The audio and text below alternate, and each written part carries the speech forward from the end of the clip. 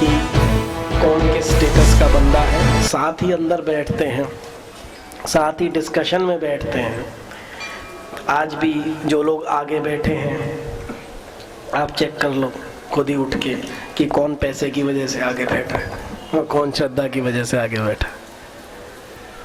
तो रही बात ईर्ष्या की, या रही बात कि जो लोग आना छोड़ देते हैं, देखिए मैंने ऐसे बहुत से लोग देखे जीवन में, मैं भी इतनी संस्थाओं से जुड़ा रहा, वो लोग कहीं भी नहीं टिकेंगे। वो लोग क्या करेंगे कि एक गुरु के पास जाएंगे, वहाँ नहीं, फिर दूसरे के पास, फिर तीसरे के पास, वो एक जगह टिक के कभी नहीं रहेंगे। वो दर दर दरवाज़ा खटखटाएंगे, धक्के खाएंगे, हर जगह से जाते जाएंगे। तो वो उनकी अपनी सोच है। बहरहाल मैं नहीं, किसी भी मंदिर में, मैं ये नहीं कहता कि यहाँ किसी भी मंदिर में कहीं भी आप कभी ये मत सोचिए कि ये अमीर है या ये गरीब है। आप ये देखिए कि श्रद्धा किसकी कितनी है। आपको एक छोटा सा केस शायद मैंने उस दिन बताया होगा कि मैं किसी के घर में गया, वहाँ मुझे लेट हो गया, करीब 11 बज गए रात के, और उस घर के अंदर 3 हेलीकॉप्टर खड़े हुए थे और करीब 30 या 35 गाड़ियाँ थीं। आप सोच सकते हो उस आदमी की हैसियत क्या थी। वो कहते कि जी हमारा नियम है, थर्सडे का दिन था, कहते कि हम मंदिर ज़रूर जाते हैं, पर आप आए हुए थे। हमने कहा नहीं, पहले हम आपको सुनेंगे, कोई दिक्कत नहीं। अब रात के 11 बजे, मंदिर इतना दूर, तो मैंने उनसे कहा कि मैं भी चलो आपके साथ चलता हूँ। रात के 11 साढ़े 11 बजे, खतरा भी था भाई, आजकल आपको पता है किडनैपिंग भी है, चीज़ें भी हैं। विदाउट सिक्योरिटी, विदाउट कोई वेपन, अकेले मेरे साथ गाड़ी में, उनका बेटा, बहू को 8 महीने की प्रेगनेंसी, रात को गए, पूरा आम आदमी की तरह लाइन में खड़े हुए, बिल्कुल दंडवत प्रणाम, सारा सब कुछ किया। तो ये किसने कहा? सबसे पहली बात की प्रेफरेंस नहीं दी जाएगी। अगर उनमें श्रद्धा है तो फिर क्या अमीर और क्या गरीब,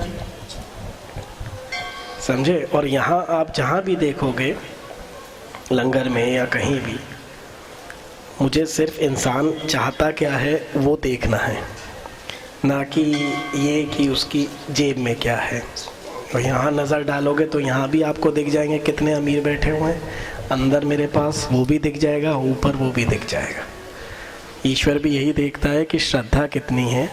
मैंने हमेशा कहा कि गरीब आदमी के पास लकड़ी नहीं है जलाने के लिए, हवन करने के लिए तेल नहीं है, घी नहीं है, इसका मतलब ये है कि ईश्वर कभी उससे प्रसन्न ही नहीं होगा। चांदी का छतर चढ़ाने के लिए पैसे नहीं है, इसका मतलब ईश्वर कभी उसको पसंद ही नहीं करेगा। और जो भी व्यक्ति ये देखता है कि दूसरे को क्या मिल रहा है, कि इसको ज़्यादा महत्व मिल रहा है, इसको ज़्यादा, उसका तो कभी कुछ होना ही नहीं।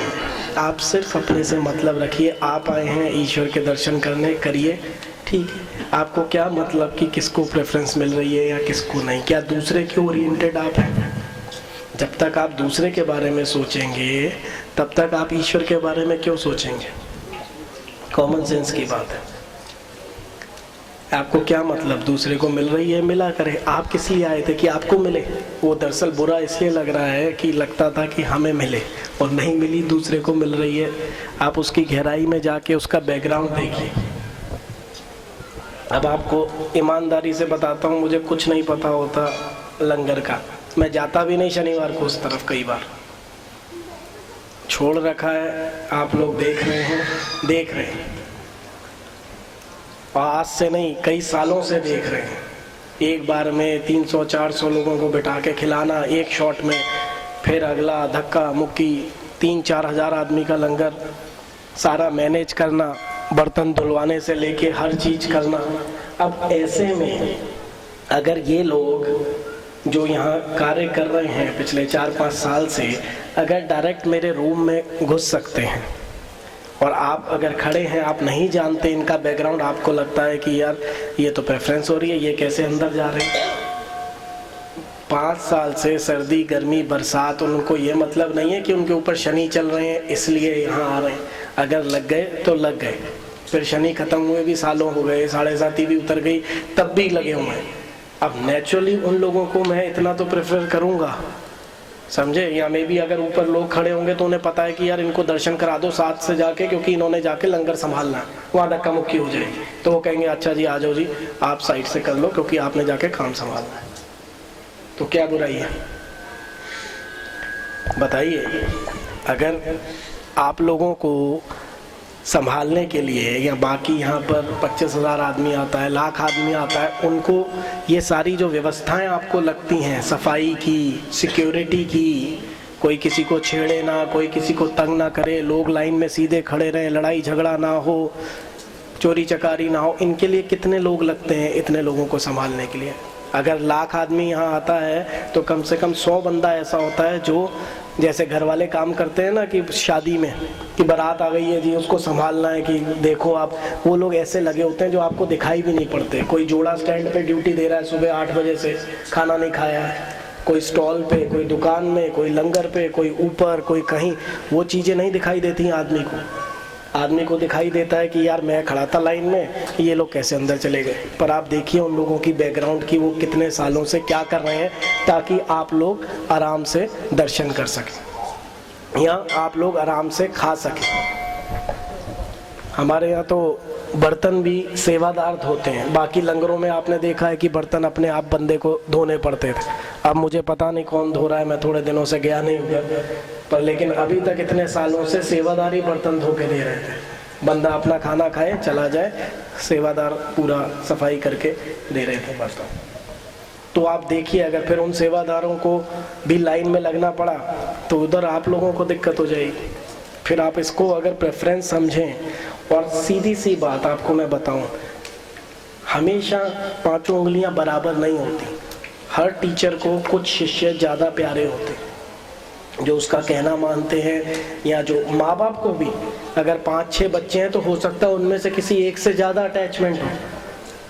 समझे आप कैसे समझ सकते हैं कि आपके अगर 4 एम्प्लॉयज़ हैं, एक हमेशा आपकी खाना मानता है, आपको हमेशा टाइम पे खड़ा मिलता है, अपना काम पूरा करता है, तो नेचुरली आप भी दिवाली पे कोशिश करोगे उसको 200 रुपये दे दें। अगर सबको 100 दे रहे हैं कि यार ये बंदे ने बहुत ईमानदारी से काम किया, इस बंदे ने बहुत, अगर ये इनाम नहीं दोगे आप, अगर आप रिवॉर्ड नहीं दोगे अच्छे काम का, तो नेचुरली उन लोगों का मनोबल कैसे बढ़ेगा? अब उनको इतने से ही सुख मिल जाता है कि यार थोड़ी देर मेरे पास बैठ जाते हैं, चलो कोई बात, क्या हुआ। अब इसमें किसी को जलन या ईर्ष्या होती है तो इसमें मैं कुछ नहीं कर सकता, लेकिन हाँ मेरा अपना पर्सनल एक्सपीरियंस है, बिकॉज इतने मंदिरों से, इतनी संस्थाओं से मैं जुड़ा रहा हूँ। ऐसे लोगों की ज़िंदगी केवल जो है, क्योंकि वो कहीं और जाएंगे वहाँ भी ऐसा होगा, आदमी की ईर्ष्या में ही निकल जाएगी ज़िंदगी, वो बेचारा कभी कनेक्ट ही नहीं हो पाएगा ईश्वर से, वो दूसरे ओरिएंटेड ही रहेगा कि यार ये आगे क्यों बैठा है, वो पीछे क्यों बैठा है, ये आगे क्यों बैठा है। हाँ एक बात मैं मान सकता हूँ कि मैंने कभी ध्यान नहीं दिया कितना पैसा विक्की जी ने दबा के रखा हुआ है, सरदार जी ने दबा के रखा हुआ है, किस किस ने दबा के रखा हुआ है। अब ध्यान दूंगा अगर आपने लिखा है कि अमीरों का पूरा हो रहा है, तो इन्होंने मुझे हमेशा ये दिखाया कि जी बस ठीक ठाक है।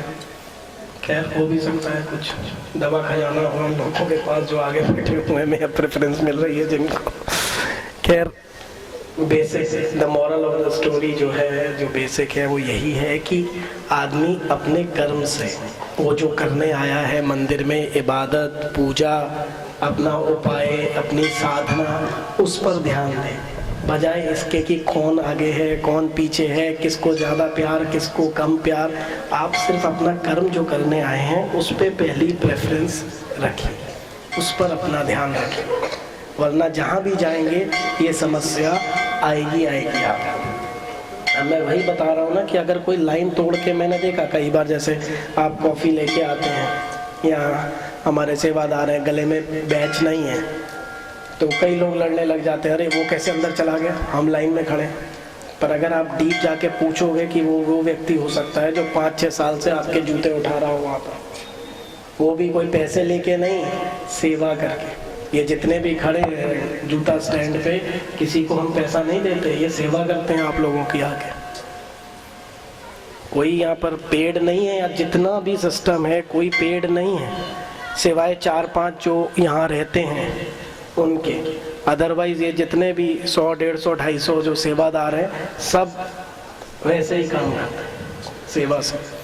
तो उनको कम से कम इतना तो हक है कि सारा दिन वहाँ खड़े होने के बाद वो जब आए तो मेरे तक पहुँच सके। यहाँ बाई चांस अगर उन्होंने वापस जाना है तो ऊपर साइड से दर्शन वो कर सके। इसमें उनकी जेब नहीं देखनी मुझे, उनका कर्म देखना है, उनकी श्रद्धा देखनी है। यहीं एक ऐसा मंदिर है जहाँ VIP लाइन नहीं है, लेकिन कई बार ऐसा होता है कि जैसे कोई अधिकारी है, ब्रिगेडियर है, जिसको खतरा है कि पब्लिक में वो ज़्यादा देर नहीं खड़ा हो सकता, सिक्योरिटी पर्पज से भी दिक्कत है, तो ठीक है साइड से कभी हो जाए, वरना कोई VIP लाइन ऐसी नहीं रखी हुई कहीं भी। और अगर हो भी तो आप बड़े से बड़े मंदिर में चले जाना, बड़ी से बड़ी दरगाह में चला जाना, हर जगह साइड से दर्शन का रास्ता है। कोई 500 रुपये, कोई 1000 रुपये, हर जगह साइड से है। पर इसमें गलत क्या है? उसका कर्म उसके साथ है। आप अगर इस बात पे कुड़ोगे कि यार ये बंदा 1000 रुपया दे के हम इतनी देर 14 किलोमीटर चढ़ाई चढ़ के आए, हम इतनी दूर से आए, ये बंदा देखो जी साइड से दर्शन कर रहा है पैसे दे के, आपकी सारा ध्यान जो है उसमें जलने में कुड़ने में लग जाएगा, बजाय कि श्रद्धा में जिस चीज़ के लिए आप आए थे। अगर वो गलत कर रहा है, अगर वो शॉर्टकट ले रहा है, या उसके पास समय का अभाव है, या सिक्योरिटी पर्पस है, वो उसका कर्म है, ईश्वर देखेगा। आपको क्या ज़रूरत है अपना खून जलाने की वहाँ पर और किसी के लिए गलत सोचने की? आप देखिए 5 मिनट बाद नंबर आ जाएगा, क्या फ़र्क पड़ता है? आपको आज भी मैं बता रहा हूँ 99% मैं जब भी बाहर ट्रैवल करता हूँ कोशिश होती है कि अकेला ही हूँ। और जिस भी मंदिर में गया, अभी मैं सिद्धि विनायक गया, हाजी अली गया, महालक्ष्मी मंदिर गया, बॉम्बे था, हर जगह मैंने लाइन में खड़े होकर दर्शन किए, कहीं भी मैंने शॉर्टकट नहीं लिया। लेकिन मान लो अगर मेरी फ़्लाइट होती और मेरा बहुत मन होता कि यार मैं एक बार सिद्धि विनायक मैंने देखना है, लाइन लंबी होती, तो मैं कहता किसी ना किसी अफसर से कि जी मुझे करा दो, मेरी मजबूरी है, मुझे जाना है और मेरी बहुत श्रद्धा है पर मजबूरी भी है कि फ़्लाइट है मेरी, मुझे करा दो। तो क्या हो गया उसमें? या मेरी टांग में दर्द होता, मैं नहीं खड़ा हो पा रहा होता, मैं कह देता, किसी सिफारिश लगा लेता, साइड से कर लेता, क्या हो गया उसमें? क्या बुराई है? ईश्वर को मेरा भाव तो पता है कि यार ये दूसरे का नंबर काट के नहीं कर रहा है, इसकी मजबूरी है, नहीं खड़ा हुआ जा रहा है, इससे दर्द है इसके, तो चलो कर लिया। इसमें क्यों बाकी लोगों को समस्या हो सकती है? और मेरे सामने कितने VIP करके गए, मैं लाइन में खड़ा था, क्या हो गया? मेरा इतना सा भी उनके लिए कोई दुर्भावना नहीं आई कि यार ये बंदे साइड से कर रहे हैं, मैं घंटा हो गया लाइन में खड़ा। ये भी तो एक साधना है। जो आप कर्म करते हो ईश्वर के लिए, लाइन में आप खड़े हो, धैर्य से खड़े हो, धीरे धीरे उस तक पहुंच रहे हो, तो ये भी तो एक वो है। वैष्णो देवी आप जाते हो तो ये मत समझना कि आप केवल दर्शन करना ही सारा आशीर्वाद है। जो आप चढ़ के जा रहे हो, पूरा आप कर्म कर रहे हो, वो भी आपकी पूजा ही है। आप जब लुधियाना से चले यहाँ तक आए, ये भी पूजा में काउंट हो रहा है। जो आपने कर्म किया यहाँ तेल चढ़ाने तक, वो सारा काउंट हो रहा है। आप कभी मत समझना कि सिर्फ जो ऐसे कर दिया तो वही काउंट हो रहा है। ईश्वर देख रहा है कि यार ये आदमी टाइम निकाल कर आया, ऑल द वे चल कर आया, अपना काम छोड़ कर आया, गाड़ी घोड़े के पैसे खर्चे, पेट्रोल के पैसे खर्चे, लाइन में खड़ा हुआ, अब उसके बाद मेरे तक आके ये अपना कर रहा है, तो वो पूजा आपकी वहीं से शुरू हो गई। ये मत आप समझना कि वो केवल यही है कि जब तेल चढ़ाएंगे तभी ईश्वर आँख खोलेगा, कहेगा अच्छा तू आ गया, ऐसा कुछ नहीं है। अगर आपने चढ़ाई शुरू कर दी माता की, पूजा तो वही आपकी शुरू हो गई। वो पूरा कर्म काउंट होगा आपका। वो क्रिया तो इतनी सी है, 10 सेकंड के लिए मत्था टेको, पुजारी धक्का दे देगा, चलो आगे। वो 10 सेकंड का पुण्य नहीं है, वो जो पूरा आप चढ़े, पूरा गए, वो पुण्य है। और ठीक है, जिसको माता ने इस लायक रखा है कि वो हेलीकॉप्टर से जा सके, चला जाता है। आपको तो ये कहना चाहिए कि माता हमें भी कभी ऐसी कृपा दे, बजाय उसको गाली निकालने के, या बजाय उससे जलने से कि देखो जी हेलीकॉप्टर छोड़ के आ गया। माता नहीं दिया उसको हेलीकॉप्टर, ईश्वर नहीं दिया, उसके कर्म होंगे तभी उसके पास हेलीकॉप्टर आया।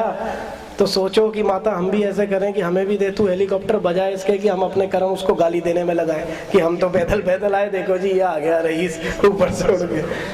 तो ये जलना कुड़ना दूसरे के ऊपर, ये आप छोड़िए। कहीं भी आप खड़े हो, किसी भी मंदिर में, कहीं भी कोई कर रहा है, करने तो उसकी मजबूरी होगी। क्या पास्ट है, क्या इस वजह से कर रहा है, करे। आपको 1 मिनट ज़्यादा लग रहा है तो क्या प्रॉब्लम है? कम से कम मैं इस बात को फॉलो करता हूँ। और हर जगह कोकिलावन कोसी में भी मैं करीब करीब आपको बताऊँ, जबकि पुजारी मुझे जानता था, तब भी मेरा ख्याल से मुझे 1.25 घंटा लगा शनि महाराज के दर्शन करने में लाइन में।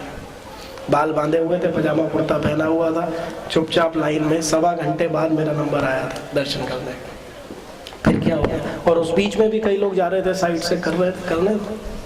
इसलिए अपना कर्म मत खराब करिए। दूसरे को क्या मिल रहा है क्या नहीं मिल रहा, वो उसका अपना कर्म है, पता नहीं उसने क्या लगाया है क्या किया है, तो वो देखिए वहाँ पर। चलिए खैर, गणेश जी के 5 मंत्रों से शुरुआत करेंगे। जयकारा जयकारा श्री कृष्ण स्वामी जी महाराज जी का। उसे सुहा के साथ अपनी थाली में दूसरा ढेर बनाते जाएंगे। ओम दंती प्रचोदयात् स्वाहा। ओम एकदंताय विद्महे वक्रतुंडाय धीमहि तन्नो दंती प्रचोदयात् स्वाहा। ओम एकदंताय विद्महे वक्रतुंडाय धीमहि तन्नो दंताय विद्महे वक्रतुंडाय धीमहि तन्नो दंती प्रचोदयात् स्वाहा स्वाहा। शनिदेव के 108 मंत्र। ओम शम शनिश्चराय नमः स्वाहा। शनिदेव। ओम शम शनिश्चराय नमः स्वाहा। ओम शम शनिश्चराय नमः। ओम शम शनिश्चराय स्वाहा। ओम शम शनिश्चराय नमः स्वाहा। ओम शम शनिश्चराय नमः स्वाहा। ओम शम शनिश्चराय नमः स्वाहा। ओम शम शनिश्चराय नमः स्वाहा। ओम शम शनिश्चराय नमः स्वाहा। ओम शम शनिश्चराय नमः स्वाहा। शम शनिश्चराय नमः स्वाहा। ओम शम शनिश्चराय नमः स्वाहा। ओम शम शनिश्चराय नमः स्वाहा। ओम शम शनिश्चराय नमः स्वाहा। ओम शम शनिश्चराय नमः स्वाहा नमः स्वाहा। ओम शम शनिश्चराय नमः स्वाहा। ओम शम शनिश्चराय नमः स्वाहा। ओम शम शनिश्चराय नमः स्वाहा। ओम शम शनिश्चराय नमः स्वाहा। ओम शम शनिश्चराय नमः स्वाहा। ओम शम शनिश्चराय नमः स्वाहा। ओम शम शनिश्चराय